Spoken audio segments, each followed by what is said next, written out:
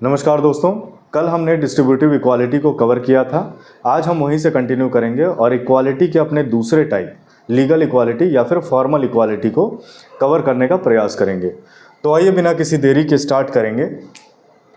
दोस्तों, जब हम लीगल इक्वालिटी को समझेंगे तो दरअसल इसके नाम में ही इसका अर्थ भी छुपा हुआ है। जब भी हम किसी विधिक प्रक्रिया से जुड़े हुए समानता की बात करते हैं तो आप उसी को लीगल इक्वालिटी के अंतर्गत पढ़ने का काम करते हैं।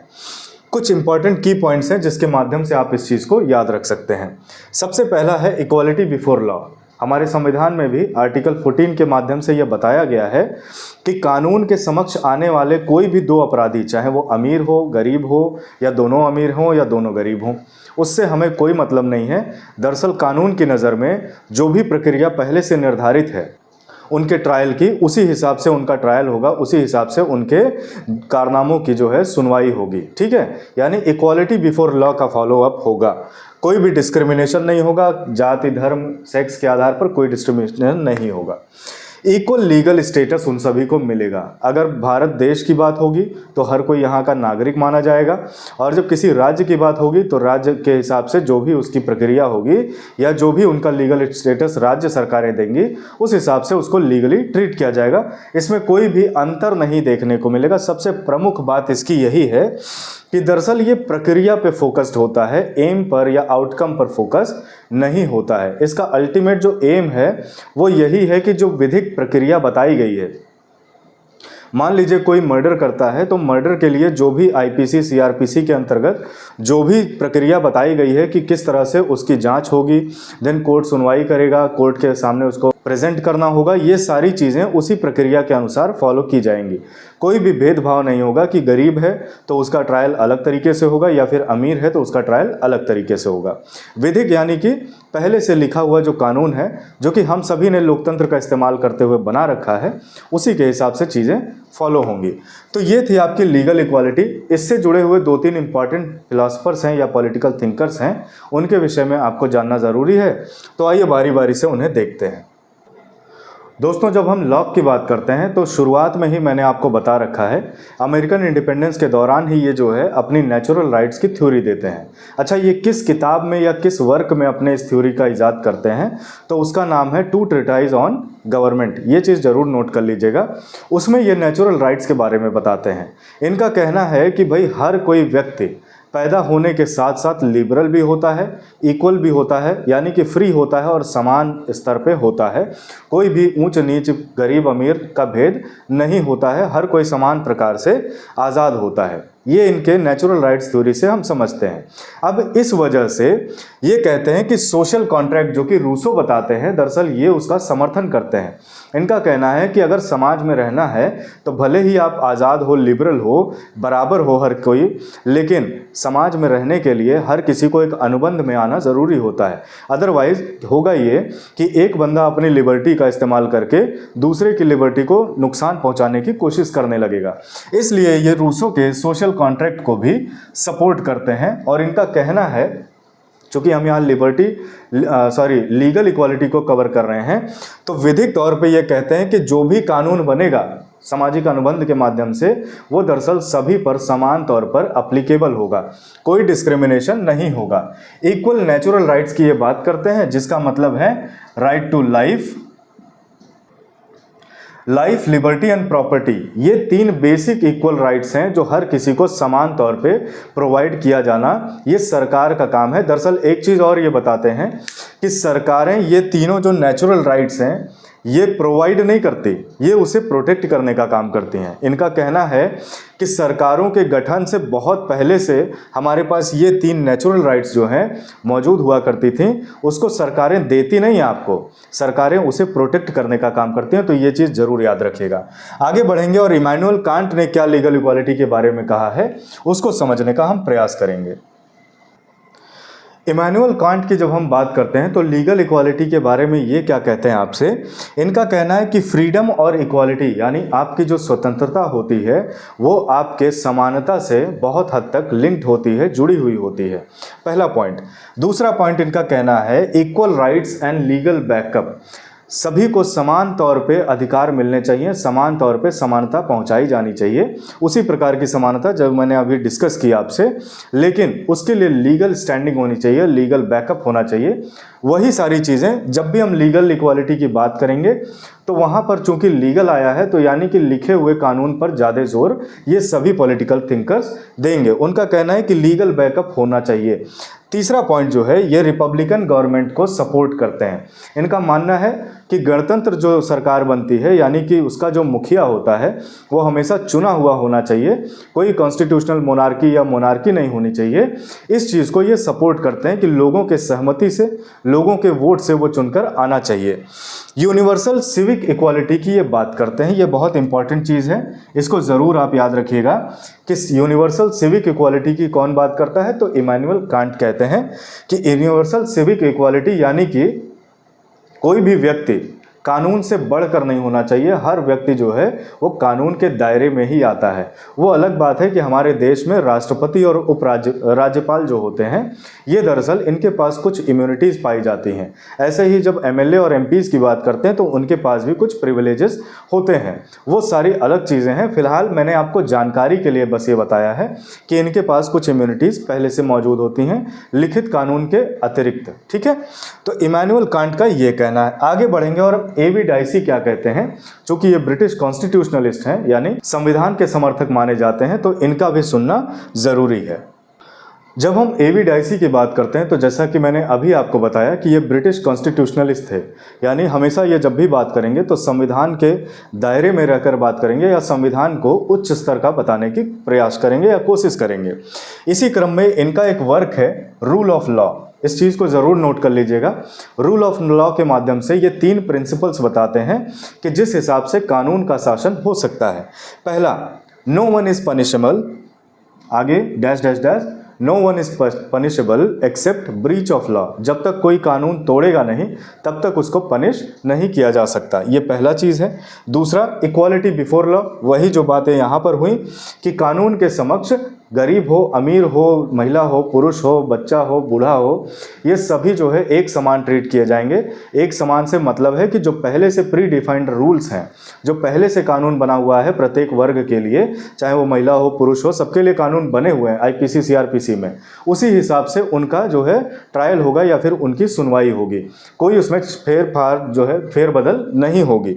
इक्वालिटी बिफोर लॉ ये कहता है। तीसरा इंपॉर्टेंट पॉइंट है इनको याद रखने के लिए, कॉमन लॉ ट्रेडिशन। इनका कहना है कि आज के जितने भी कॉन्स्टिट्यूशनल प्रोविजंस हम देखते हैं, चाहे वो आपके समानता का अधिकार हो, चाहे वो डिस्क्रिमिनेशन ना करने का अधिकार हो, किसी प्रकार के जो लॉज आज हम देखते हैं कॉन्स्टिट्यूशन में, ये दरअसल फॉलोअप होते हैं आपके कस्टमरी लॉज के, यानी जो पहले से हमारी प्रथाएं चली आ रही हैं, जिस प्रकार से हम सोच रखते थे, हमारे कस्टम्स या ट्रेडिशन हुआ करते थे, दरअसल उसी के आधार पर उसे थोड़ा फेर बदल करके प्रस्तुत आज कॉन्स्टिट्यूशन के माध्यम से किया जाता है। यानी बेस जो है आपका वो कॉमन लॉ ट्रेडिशंस होते हैं हर एक जगह के, उसी को ध्यान में रख के आगे के आज के कानून जो है बनाए गए हैं। तो एवी डाइसी का ये कहना है। यहीं पर आपका लीगल इक्वालिटी जो है ये समाप्त हो जाता है। एक और पॉलिटिकल थिंकर हैं जेएस मिल, इनको पढ़ के। दोस्तों, जब हम जेएस मिल की बात करते हैं तो दरअसल ये फॉर्मल इक्वालिटी को प्रमोट करते हैं। फॉर्मल इक्वालिटी क्या है और लीगल इक्वालिटी से फ़र्क कैसे है उसमें, वो चीज़ें अभी हम इसके जस्ट बाद समझने वाले हैं। फिलहाल के लिए आप ये जानिए, जेएस मिल और साथ में जॉन लॉक, ये दोनों ही फॉर्मल इक्वालिटी को प्रमोट करते हैं। अब ये क्या है ये मैं अभी आपको बताऊंगा। जेएस मिल की बात करें तो ये दरअसल पहला पॉइंट वही जो हर किसी ने बोला उसी को घिसा पिटा इन्होंने भी जो है बोल दिया। इक्वली एप्लीकेबल होगा क्या, जो बना हुआ कानून है, यानी इक्वालिटी बिफोर लॉ की बात ये भी कहते हैं भाई साहब। दूसरा पॉइंट जो है इम्पॉर्टेंट है, जो देखिए हर एक के पास एक ऐसा पॉइंट है जो सबसे जो है भिन्न करता है, यानी यूनिक बनाता है। ऐसे ही जेएस मिल साहब जो है legal inequality of sexes, sexes मतलब यहाँ पर मेल और फीमेल की बात हो रही है, अलग अलग सेक्स की बात हो रही है, लिंगों की बात हो रही है। इनका कहना है कि ऐसा कानून जो महिलाओं को सबऑर्डिनेट पोजीशन पे ले आने का काम करता है, पुरुषों को ऊपर और महिलाओं को नीचे रखने का काम करता है, दरअसल उसका ये विरोध करते हैं, उसे ये नकारते हैं। यही कहते हैं कि लीगल इनइक्वालिटी, विधिक तौर पे जो असमानताएं होती हैं सेक्सेस के बीच में, उसको ये प्रमोट नहीं करते। तो इस पॉइंट को ज़रूर याद रखिएगा। इनके बारे में कुछ इंपॉर्टेंट बुक्स हैं जो आपको याद रखनी चाहिए। पहला है यूटिलिटेरियनिज्म, दूसरा है सब्जेक्शन ऑफ वुमेन, जहाँ से ये पॉइंट निकल के आता है, तीसरा है ऑन लिबर्टी। ये कुछ इंपॉर्टेंट पॉइंट हैं जो जेएस मिल के बारे में आपको याद रखना है। तो ये चार जो है प्रणेता माने जाते हैं लीगल इक्वालिटी के। अब लीगल और फॉर्मल दोनों सुनने में तो एक जैसा ही लगता है, लेकिन क्या है फ़र्क इन दोनों के बीच का, वो हम समझ लेते हैं। दोस्तों, जब हम फॉर्मल और लीगल इक्वालिटी की बात करते हैं तो कुछ इंपॉर्टेंट बिंदु होते हैं जो आपको हमेशा से याद रखने होते हैं एग्ज़ाम पॉइंट ऑफ व्यू से, क्योंकि यूजीसी नेट आजकल जो है बहुत सारे प्रैक्टिकल कर रहा है। आईएएस से लेके पीसीएस चाहे नेट जेआरएफ का पेपर हो, हर किसी में बदलाव कुछ ना कुछ देखे जा रहे हैं। तो आपको बारीक से बारीक चीज़ें पता होनी चाहिए। उसी क्रम में फॉर्मल की जब हम बात करते हैं तो ये दरअसल हमेशा थ्योरेटिकल अप्रोच रखता है। मैंने आपको बताया कि जेएस मिल और साथ में जॉन लॉक, ये दोनों ही इसके प्रोपोनेंट कहे जाते हैं, अभी जस्ट बताया। इसके हिसाब से जब आप लॉक की थ्योरी को देखेंगे तो ये बताते हैं कि नेचुरल राइट्स थ्योरी, उसके हिसाब से कुछ ऐसे नियम होते हैं, कुछ ऐसे समानताएं होती हैं जो हर किसी के लिए समान तौर पर उपलब्ध होनी चाहिए। यानी वो इक्वालिटी को राइट अपना बताते हैं, जैसे right to life, liberty and जो है आपकी प्रॉपर्टी। तो ये थ्योरेटिकल अप्रोच रखते हैं। ये दरअसल विस्तार से बताने का प्रयास करते हैं कि भाई इस तरह से हर किसी को जो है बिना भेदभाव के इक्वली ट्रीटमेंट करके, यानी इक्वली ट्रीट करके हर किसी तक ये सारी समानताएं पहुंचानी जानी चाहिए, यानी इम्पॉर्टेंट हैं। ठीक, लेकिन जब हम लीगल की बात करते हैं तो यहाँ बात आ जाती है इम्पॉर्टेंट नियम कानून जो भी पहले से बने हुए हैं। कोर्ट इनकी समीक्षा करती है और कानून हम लोग जो है लोकतंत्र का इस्तेमाल करके बना चुके होते हैं। कोर्ट क्या करती है, उसी कानून पर लोगों को चलवाने का प्रयास करती है या काम करती है। तो लीगल इक्वालिटी जो है ये थ्योरेटिकल नहीं होता, ये पहले से ही लिखा हुआ होता है और उससे इधर उधर आप नहीं जा सकते।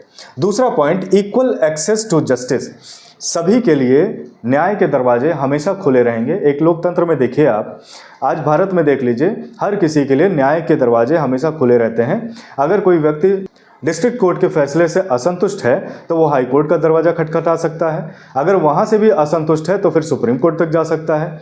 सुप्रीम कोर्ट का भी फैसला अगर उसे असंतुष्ट करता है तो उस केस में वो रिव्यू पिटीशन भी डाल सकता है कि भाई उसकी पुनर्समीक्षा की जाए। इस तरह से हमेशा जो है न्याय के दरवाजे खुले होते हैं। लेकिन ये जज के अपने जो है विवेक पर काम करता है। जज का भी अपना डिस्क्रिशन होता है। हो सकता है कि वो कुछ गरीब को देखकर अपना डिस्क्रिशन के अनुसार जो है डिफ़र कर सकता है अपनी प्रैक्टिसेस में, यानी रूल्स को रिलैक्स कर सकता है। या फिर आज जो है हम देखते हैं गरीबों के लिए नालसा जैसी प्रैक्टिसेस भी चलाई जाती हैं 1985 से ही।